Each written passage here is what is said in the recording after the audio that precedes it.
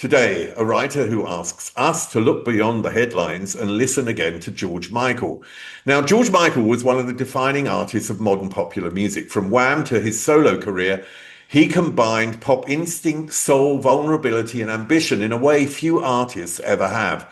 He achieved 13 UK number one singles, 10 US Billboard Hot 100 number ones, sold more than 120 million albums, and won major awards including Grammys and Brits. But Sathnam Sanghera's new book, Tonight the Music Seems So Loud, The Meaning of GeorgeMichael, is not simply a biography. It's an attempt to understand what GeorgeMichael meant as a prodigy, a pop star, a gay icon, a celebrity, a casualty, and above all, as an artist whose songs carried emotion, contradiction, and truth. The book also argues that George still does not always receive the serious musical recognition he deserves.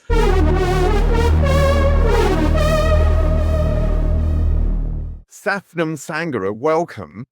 Tonight the Music Seems So Loud, The Meaning of GeorgeMichael is your latest book. But tell me, first of all, what's the connection between the focus of your usual work as a historian of the British Empire and GeorgeMichael, and also the parallels between your own life that helped you understand GeorgeMichael? To be honest, I didn't really expect there to be any parallels. I did the project basically because I'd had enough of being shouted at over colonialism and I wanted a break. But it turns out there's always a connection to the British Empire. So GeorgeMichael's father came from Cyprus. He was Greek Cypriot. The island was divided around the time that the British were in charge. And the reason his father could go to London during that time was because he was a member, he was an imperial migrant. He was a British citizen. And Andrew Ridgeley, similarly, his father left Suez during the Suez Crisis caused by the British Empire. So basically, Wham and GeorgeMichael would not have happened if there hadn't been British colonialism. What would his experience have been of growing up in the UK and being, therefore, by definition, an outsider? Yeah, I guess what I was surprised by was how much his experience and his childhood was similar to mine as a child of Sikh migrants, in that, he went to language classes, Greek classes on Saturday mornings like I did for Punjabi, and we both hated it. The classic immigrant's experience of starting his life on a very humble level. I mean, he basically was born into a flat above a shop. But by the time he was 18 or 19, his father had done really well and was driving around in a Rolls Royce, and they had a very big house in Hertfordshire, which is a classic post-colonial experience. But also, like, on the level of his relationship with his sisters weren't treated the same as he was because they were girls, and so they weren't allowed to go out, or if they were allowed to go out, he was chaperoning them. There were double standards. And so it was a very, I would say, standard, child of immigrants experience. I mean, it's also that the immigrant often has to adapt, and I'm talking about his father, really. The immigrant often has to adapt the name to fit in, which is ridiculous, but it was the case. And that, I presume, feeds into identity issues. Totally. Actually, Andrew Ridgeley's real name was Andrew Zachariah. His father gave him the name Ridgeley because he saw a street name for Ridgeley Gardens and thought it sounded English and nice, so it became Andrew Ridgeley. And it became his surname and then Andrew's surname. And George's real surname, and forgive me for the pronunciation, is Georgios Kyriakos Paniatou, something like that. Is that vaguely right? I think that's right. I'm in Athens, don't you? I live in Greece. Yeah. So I realised that. There we go. So I'm learning Greek as well.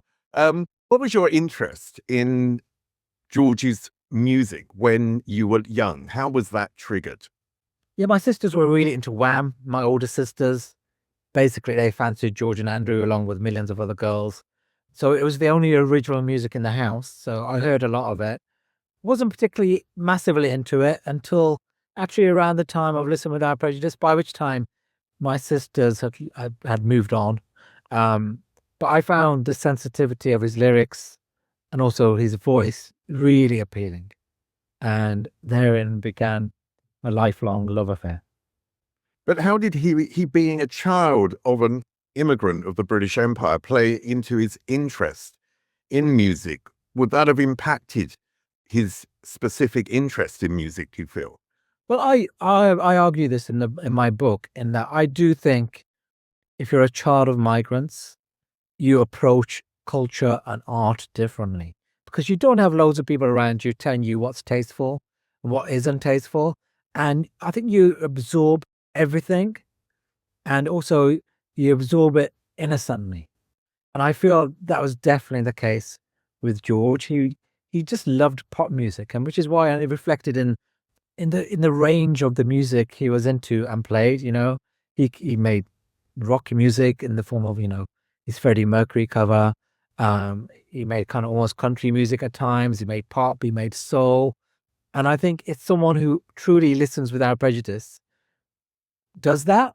And my experience of being an immigrant, a child of immigrants myself, is that we just absorbed everything, and I developed some really idiosyncratic and strange tastes.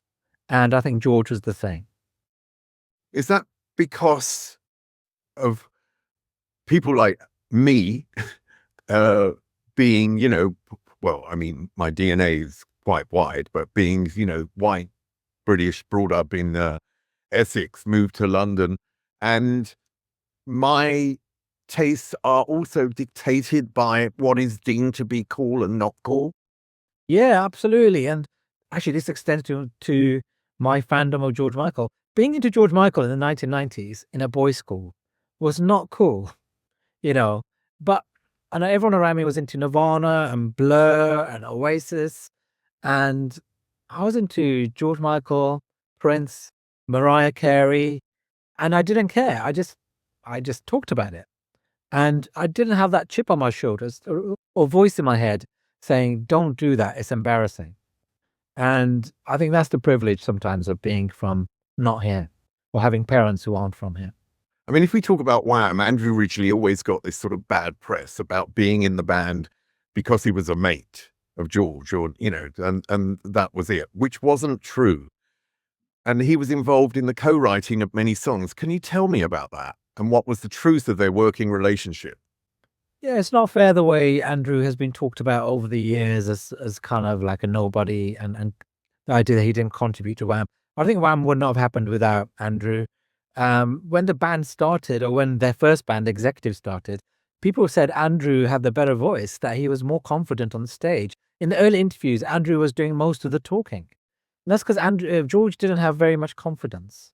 And also, Andrew did write the guitar line on Careless Whisper.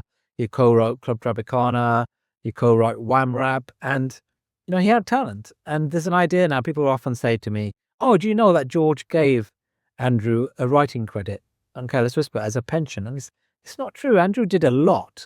And George himself said that, GeorgeMichael might well not have happened if it wasn't for Andrew Ridgeley. I think George only discovered his confidence halfway through the first album. Because the focus was on Andrew at first, wasn't it? Yeah, and you can see in the early interviews, he was such a character and so beautiful. And George was, so self-conscious about the way he looked. I mean, he didn't even think he had a good voice until after the first album, which is an incredible thing to think now. I get the sense from talking to people around them at that time that George only really discovered himself after he'd written 3 or 4 hits. And then he suddenly realized he had this gift and this voice. And he was more surprised than anyone else. I mean, tell me about the contradiction in his voice. Because if you listen to something like Careless Whisper, on the face of it, it's a love song. But then, beneath that is this guilt and regret and fallibility, I think. So tell me about the contradictions in his voice and how that played into his music. Yeah, Careless Whisper is a very contradictory song because it's often seen as a love song. It's a song you dance to at the end of the night. People use it as their wedding dance song. And yet, it's about infidelity. What a terrible song to pick for your wedding.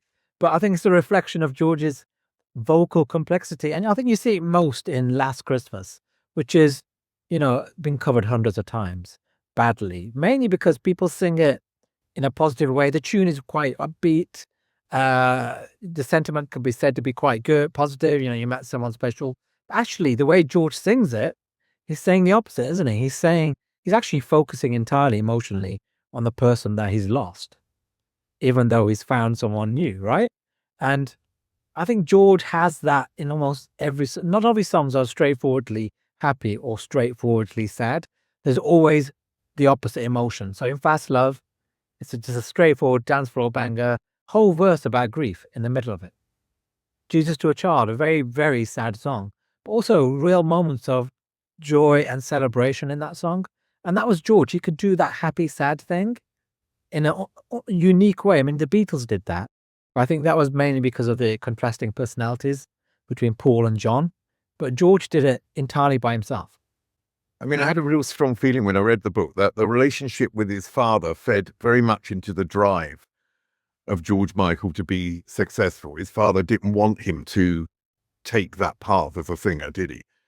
Yeah, sometimes the best things a parent can do to a child is to resist them, because it gave him an extraordinary drive to prove him wrong on a conscious and unconscious level. I think his father was at the heart of many issues, his creativity, also his sexuality. I mean, George himself talked about his dad's homophobia and, how his dad would keep him away from the gay waiter in the restaurant. Being gay was something that you could almost catch. And that, I think, probably wasn't positive for his psychology. I mean, I think one thing that's really fascinating about his songs is that he was trying to make sense of his own life. And we hear them, and we hear our own stories in his songs. So we interpret them for ourselves. So at what point does a song stop belonging to the person who wrote it and sort of then belongs to us as the audience? And I just wondered if you think George was aware of the universality of his songs. I think he was aware because, he's the first proper song he wrote, Careless Whisper, at the age of 17. He's probably his biggest hit. He never connected with it. He often talked about how he didn't understand why people were so moved by it, because to him, it was just a made-up scenario by a very young man.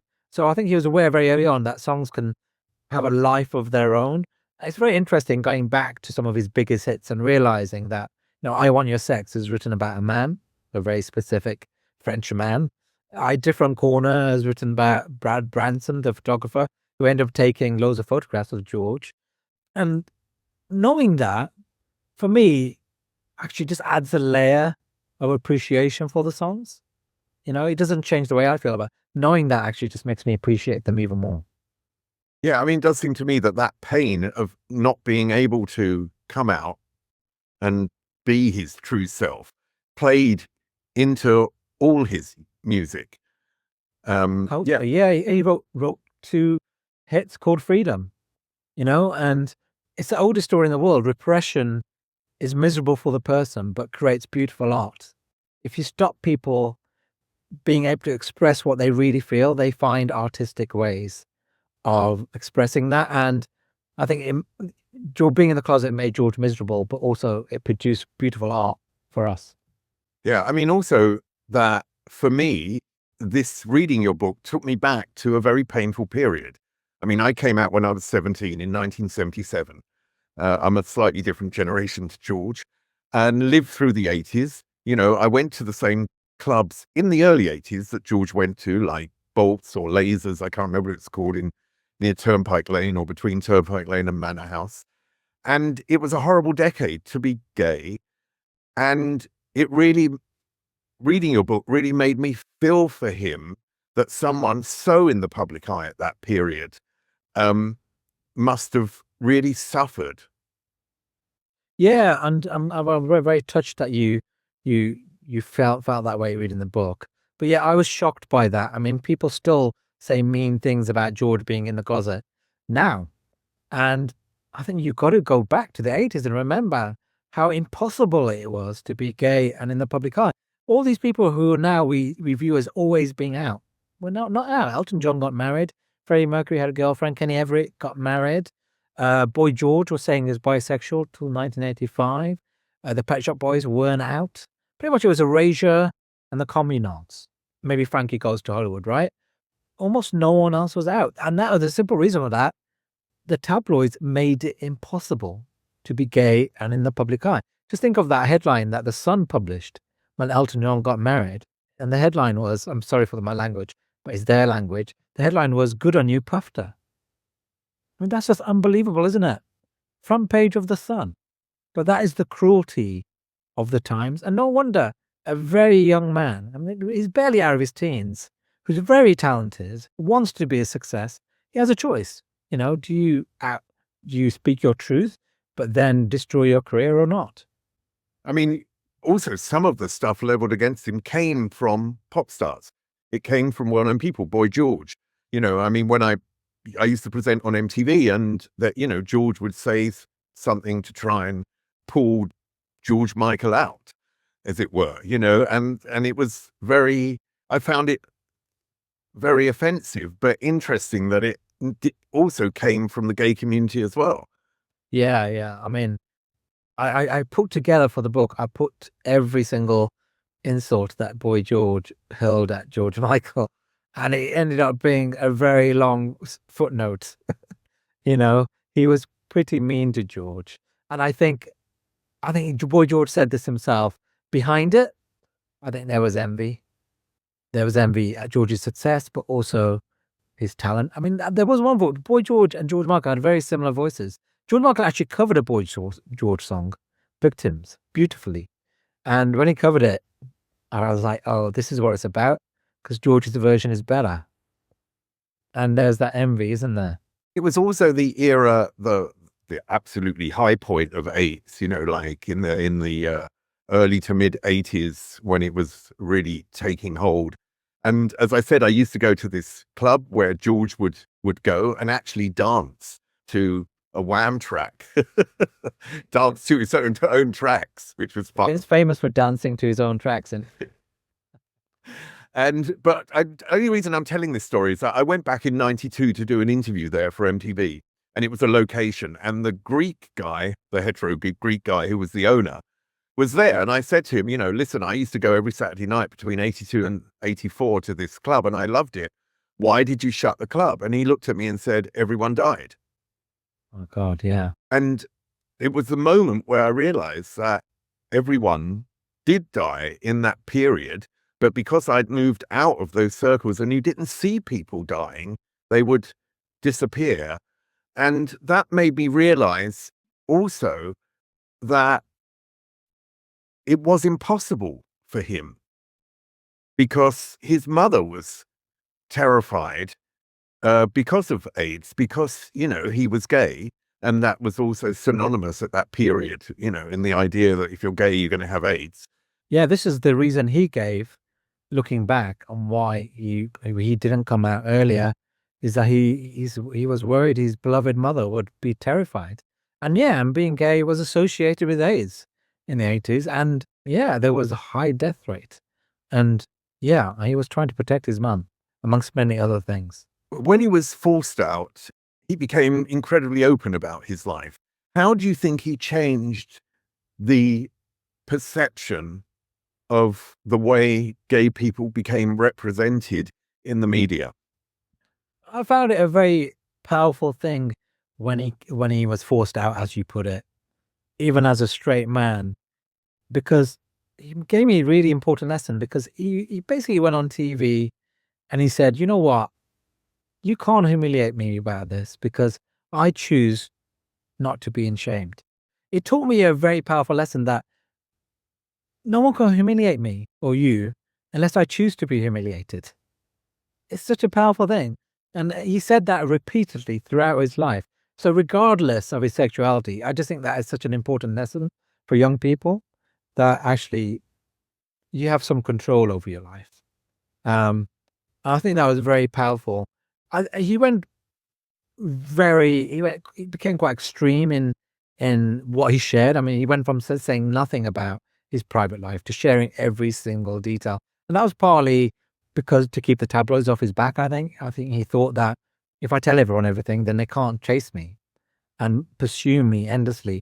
I think his campaigning for, you know, for cruising and and that alternative lifestyle, as you might call it. I don't know how successful that was, because isn't the point of it that it's secretive? Isn't that part of the appeal? And I think British people are screwed up about sex in public. It doesn't matter if you're gay or straight. They don't like it. You said in the book that he undermined his own talent to protect the magic of how he made songs. What did you mean by that? Well, he was extraordinary because he often played, composed, produced, arranged everything on some of his hit records. Very talented man. But you never saw him with an instrument. Almost never. There's hardly any. When he's on the Faith video, when he's holding the guitar, he's holding it wrong. You know, he didn't play instruments, or he's pretending to play the piano on top of the pops. And whenever he has asked about his talent, he often, or his musical creative process, he often underplayed what he did. And I think he often said he wasn't trained when he was. To a degree, he did A-level in music theory. He learned the violin and the drums. And I think I get it. I think I get it as a writer, because I don't understand grammar. I can't explain it. And then I meet people who do understand grammar and they can't write. And I think for him, he thought that if you start explaining the process or analyzing it in any way, you put the magic at risk. These songs that appear in your head could stop appearing. And they do. This is what happens with songwriters. One day, the songs stop. And I think he was so worried about that happening, he didn't want to analyze anything about what he was doing. So he had a very strange creative process, to say the least. But isn't it also that when you analyze something and you're telling people, this analysis, and they start contributing to the analysis, and it doesn't belong to you anymore? Yeah, or you become self-conscious, and you start thinking, oh God, how did I write that? Can I do it again? Can I repeat it? And I get it. And it's a bit like a footballer being superstitious, or a golfer who's worried about getting the yips, right? You've done it a million times, but suddenly you become self-conscious about it. And he definitely had that going on. And but I know I've read a lot about songwriting. And there's similarities. Michael Jackson did this thing where because he couldn't read music or play it particularly, he would sing the songs, the tunes in his head at musicians. And GeorgeMichael did the same. So he was similar in that way to other musicians. And George couldn't read and write music particularly well, nor could Paul McCartney and Elvis Costello. But I don't know anyone who was quite as weird as George. Well, that chapter, Control Freak, and there was this control freakery in his musical decisions, one of which, you go into detail on the Careless Whisper and the sax. Can you tell me about that? Because he was 20 at that time. Yeah, and he was working with one of the most famous producers of all time, Jerry Wexler. And he ended up auditioning, I think, up to 12 saxophone players for the sax solo. And remember, this guy is a man who's never played the sax solo. When he composed that sax solo, he did it on a synthesizer. And he's sacking some of the best saxophone players in the world. The guy who played the saxophone solo on Baker Street, Courtney Pine, apparently. All of them fired. And that's because he's got this idea. And it turns out it's actually quite hard to play that on the sax. And they only managed to do it by some trickery in the studio, by speeding up the recording. But you listen to what Jerry Wexler got, and it makes sense. It doesn't sound right. And George was actually right. But he did this a lot. Don't go away. This interview just gets more and more interesting, so stay with it. And I just love this book by Sathnam Sanghera about GeorgeMichael.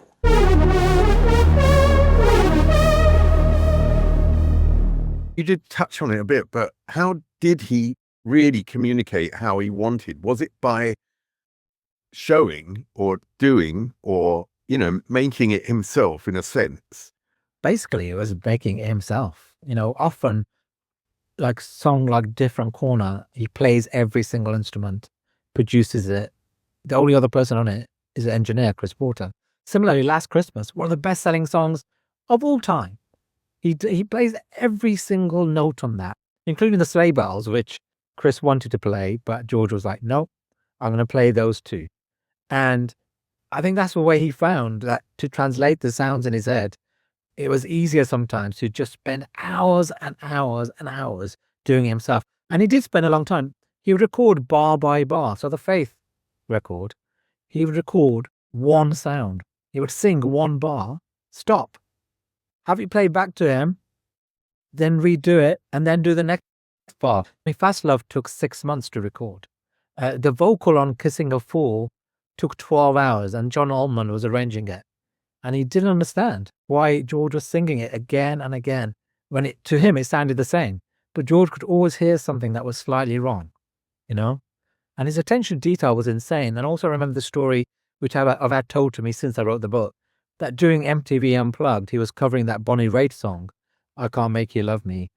And he sang it, Patronize Me, in American, with the American pronunciation, Don't patronize me. And he stopped the whole recording. And he was like, I can't have that. And he played it again, just so to make sure he got that right. You have a chapter which is French for naive genius. What is your interpretation of that for George? What does that really mean for George? Yeah, the weird thing is that he was often working with amazing musicians. So, Dion Estes was his bassist. This Dion played with Marvin Gaye. You had amazing percussionists, keyboard players. Chris Cameron was incredible.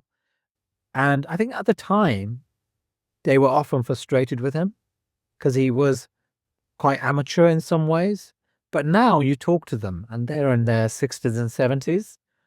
And all of them, even though they're professional musicians, recognize that George had something they didn't have, that he had this supernatural talent. And then a lot of them are surprised that at the age of 75, of all the musicians they worked with, it's GeorgeMichael they're talking about. Who at the time seemed to be chaotic and immature and amateur. But they can now see that his songs had something else. You mentioned Dion Estes and, of course, Cowboys and Angels, which is from the best album ever, Listen Without Prejudice, Volume 1. He started the bass, but George just took over and finished it, which is bizarre. Yeah, he calls it the introductory bass. And that took days for him to play. And Dion could have played that in 5 minutes, and instead George spent, I think, several days getting those bars right. There's a great quote in the book from Gary Farrow, which says that GeorgeMichael, no one can control him. That, he might listen to people, but you can't control him. So give me an example of this. Oh gosh, for example, he's being followed around by a documentary crew. He didn't like what they were doing, so he bought their film up and made his own documentary about himself. And he did this a lot with his live video. Almost nothing he filmed live came out. Very little. It's coming out now. There's going to be a Faith film and possibly a cover-to-cover film. But he just was never happy with the stuff that was going out. But I guess also with his image. He would only be photographed from his left because he didn't like his ear.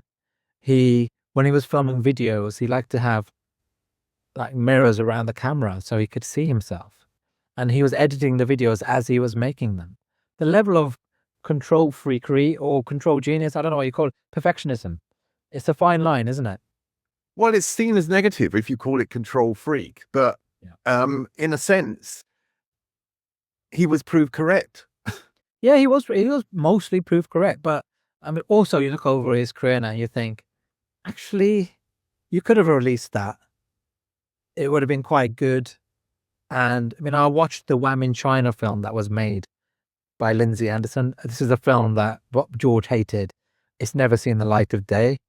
And it's pretty good. And there's a section where Everything She Wants plays. And Lindsay Anderson's video for that is excellent. It's like, it would have been a great video. Instead, George made a video which he himself hated. So things like that, you think, actually, George, you sometimes stood in your own way. The other thing about him is that he was principled, that he stood up for certain issues. And you've just mentioned, Simon Napier Bell and Jazz Summers, who were the management team of Wham. And Simon Napier Bell obviously took Wham to China. But they were going to be taken over, I think, by a South African owner. And George's principles were, no, I don't want to be managed by you if that's going to happen. And there were other things like he would win Black Music Awards, but he didn't try and pretend to be black. Instead, he would gain the respect of many black artists. So, and we talked about Listen Without Prejudice. I mean, that title already says it all, doesn't it? It's like, listen and don't just imagine who I might be, but listen to the voice. Yeah, his activism is dated really well, much better than mine. He opposed the Iraq War very early, way before a lot of other pop stars joined in, and he was right about that. And he was right to worry about artists' rights when he sued Sony. Even when he was supposedly in the closet, he was doing events for AIDS. Even though every time he did an AIDS benefit, it started the speculation about his sexuality all over again. He still did them, and a lot of stars did not. And it continued his whole life. I think his activism has dated eerily well.